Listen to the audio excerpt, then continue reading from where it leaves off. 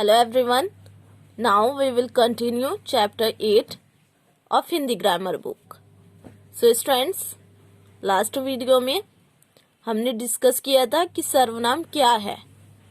आज हम डिस्कस करेंगे सर्वनाम के भेद. सर्वनाम के 6 भेद होते हैं. स्टूडेंट, सर्वनाम 6 टाइप के होते हैं.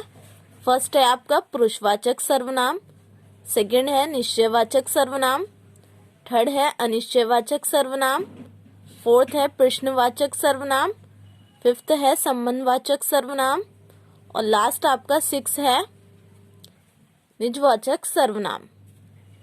So student, look at your book carefully. First है आपका, देखिए, पुरुषवाचक सर्वनाम. यहाँ आपको 3 पिक्चर दी हुई है और उसके नीचे देखिए क्या सेंटेंस दिए हुए हैं. मैं कक्षा में प्रथम आया. सेकंड सेंटेंस है आपका, तुम कल कहाँ थे. थर्ड है आपका, वह पढ़ रहा होगा. तो आपको यहाँ पर मैं, तुम, वह हाईलाइट हुए हुए वर्ड क्या है, यहाँ पर सर्वनाम है. सो स्टूडेंट, जिन सर्वनाम शब्दों का प्रयोग बोलने वाला अपने लिए, सुनने वाले के लिए और तीसरे व्यक्ति के लिए करता है उन्हें पुरुषवाचक सर्वनाम कहते हैं, जैसे मैं, तुम, वह आदि. सो स्टूडेंट, अब है आपके पुरुषवाचक सर्वनाम के भेद. आपका पुरुषवाचक सर्वनाम भी 3 टाइप के होते हैं. कितने टाइप के होते हैं? 3 टाइप के होते हैं. फर्स्ट है आपका उत्तम पुरुषवाचक सर्वनाम. देखिए, उत्तम पुरुषवाचक सर्वनाम में आपका क्या दिया हुआ है? मैं, मेरा, मुझे आदि. बोलने वाला स्वयं के लिए प्रयोग करता है. सेकंड है मध्य पुरुषवाचक सर्वनाम. तू, तुम, तेरा, तुझे, आपका आदि सुनने वाले के लिए प्रयोग होता है. थर्ड है आपका अन्य पुरुषवाचक सर्वनाम. वह, उसे, उन्हें आदि ये वर्ड्स अन्य व्यक्ति के लिए यूज होते हैं. सो स्टूडेंट, पुरुषवाचक सर्वनाम के 3 भेद होते हैं. उत्तम पुरुषवाचक सर्वनाम, मध्यम पुरुषवाचक सर्वनाम, अन्य पुरुषवाचक सर्वनाम. सेकंड है आपका निश्चयवाचक सर्वनाम. सो स्टूडेंट, जैसे कि आपको नेम से ही क्लियर है, निश्चयवाचक सर्वनाम यानी इसमें देखिए फर्स्ट सेंटेंस आपका, ये ऋतु का कैमरा है, यानी ये कंफर्म है कि ये ऋतु का कैमरा है, तो ये आपका हुआ निश्चयवाचक सर्वनाम. सेकंड है आपका, वह मेरा घर है, तो यहाँ पर ये भी निश्चयवाचक सर्वनाम हुआ आपका. So student, come on page number 53. जो सर्वनाम शब्द किसी निश्चित वस्तु या प्राणी की ओर संकेत करते हैं वे निश्चयवाचक सर्वनाम कहलाते हैं, जैसे यही, वही, ये, वह, इसी, उसी आदि.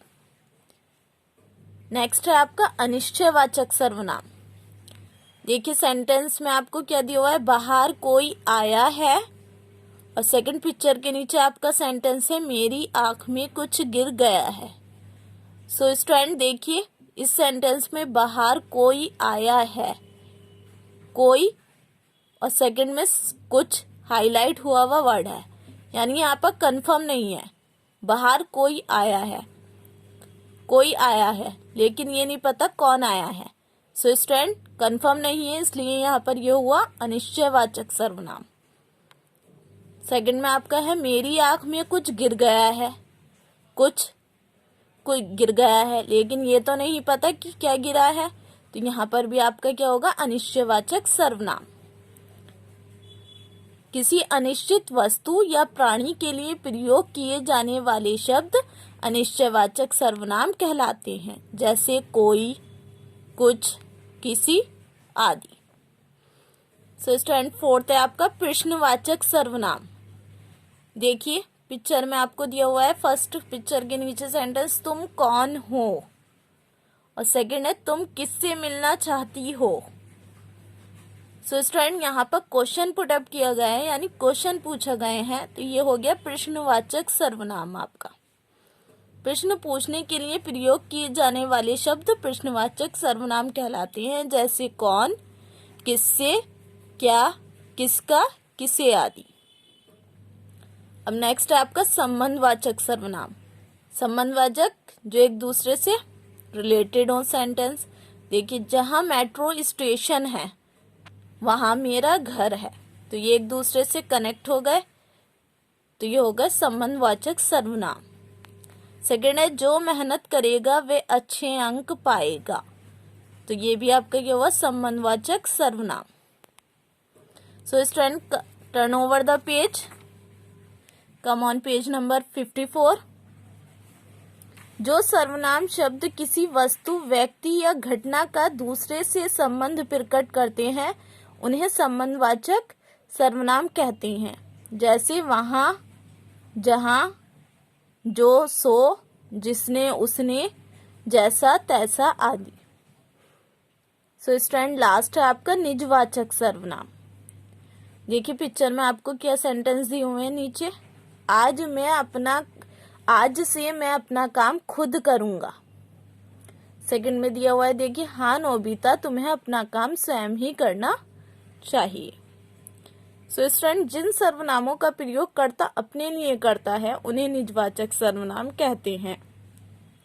जैसे खुद, स्वयं, अपने आप आदि। सो स्टूडेंट, अब आपका ये चैप्टर कंप्लीट हो गया है। आप इसे अच्छे से रीड कीजिए। Thank you so much.